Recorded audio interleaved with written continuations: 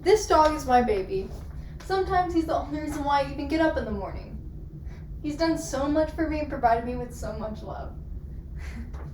But for puppy mill dogs, this is not the case. All they know is their filthy environment with unsanitary food and water or being bred to death. With these terrible conditions, how can anybody consider this to be humane? I will be discussing how puppy mills should be banned to improve the environment, health, and overpopulation problem from the experiences of puppy mills. Visualize yourself. Visualize yourself. You're standing in your own feces and urine. You were separated from your mother and you're scared and afraid. These are the conditions that puppy mill dogs have to go through every single day of their life. Puppy mill dog environments are just really, really cruel and contribute to the overpopulation of dogs.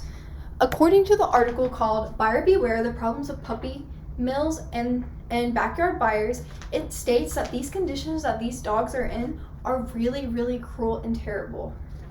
Some examples from this article state that these dogs don't receive veterinary care if they're sick or dying. A lot of them are starved or malnutrition from not being fed the appropriate amount of food. And a lot of them don't have their own dog bed or place to sleep. A lot of them just sleep in their own feces and urine. As the article continues, it also states that when these puppies are being separated from their mothers at such a young age, a lot of them will develop behavioral problems. And a lot of times when these adult dogs can't produce any more puppies, they're either discarded, auctioned off, or killed by inhumane ways. With this being said, a dog should always have a bed, the appropriate amount of food, and love and affection. Not like these dogs in this picture. This is what this should look like. Another problem with puppy mills is the mass production of puppies, because this really helps with the overpopulation problem. According to the Human Society in their article called Puppy Mill Facts and Figures, it states that 2.6 million dogs are in puppy mills and 1.5 are euthanized each year. This statistic really shows how many dogs are suffering in puppy mills and how big of a problem overpopulation of dogs has become.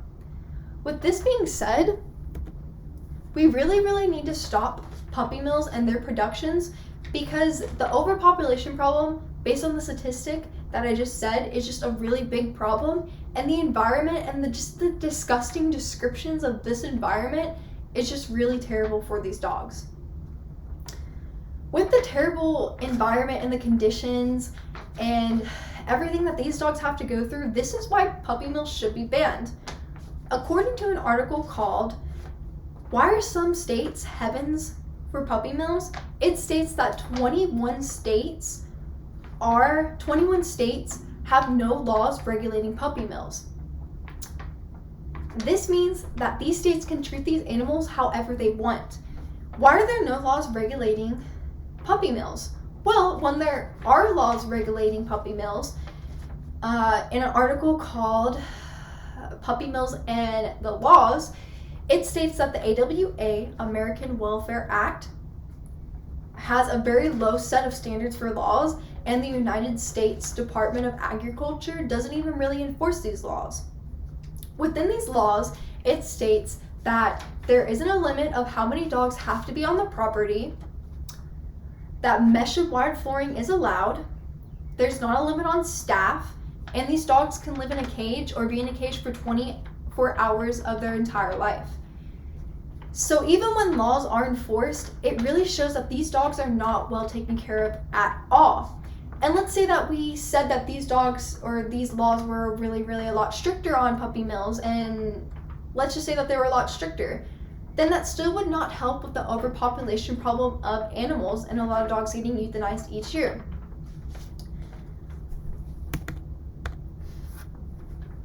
When you walk into a pet store, you're over there gushing over the cute little animals. You're like, oh my god, I want one. I want to take one home. They're super cute. I love them. But a lot of these dogs are actually from puppy mills. This is, in order to really start the effect of banning puppy mills, we really need to stop supporting these pet stores and start pressuring the government to ban the use of puppy mills. We really need to start enforcing and just telling the government and stop supporting these pet stores and showing how terrible these conditions are so we can stop the operation of puppy mills. According to an article called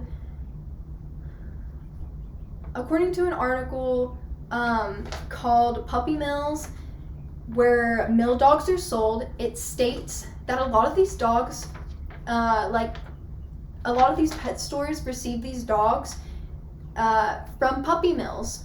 Stores that like Petland and some other local stores sell these puppy mill dogs. They receive these dogs from a broker, in which these brokers get these dogs at a really, really cheap price and sell these dogs to the pet store for hundreds, and the pet store will literally sell these dogs to the public for thousands of dollars. With that being said, this is a reason why that puppy mills should be banned, because this is just a really, really cruel effect. So if we stop supporting these pet stores, then that will really help the ban of puppy mills. Another way we can really start to enforce the ban of puppy mills is to really start pressuring the government. We can start pressuring the government by not supporting pet stores, writing to the Senate, posting on social media our stance on it, and we can even support the websites that support that support the banning of puppy mills. Just recently, according to an article published by the Dodo called "Another U.S. City Bans the Sale of Pets in Stores," Dallas has recently joined another U.S. city in banning the sale of dogs and cats in a pet store. This law was effective May 12th, 2022, and it really just shows that the states are listening to the citizens, and we're moving closer and closer to getting the puppy mills banned. With this being said, based on the really, really cruel environments that puppy mills are, and the overpopulation of dogs, this is why puppy mills need to be banned. And you can start enforcing this by not supporting pet stores and really pressuring the government. Even if you hate dogs and you're not a dog person, you have to admit that the conditions that these dogs go through are really, really terrible.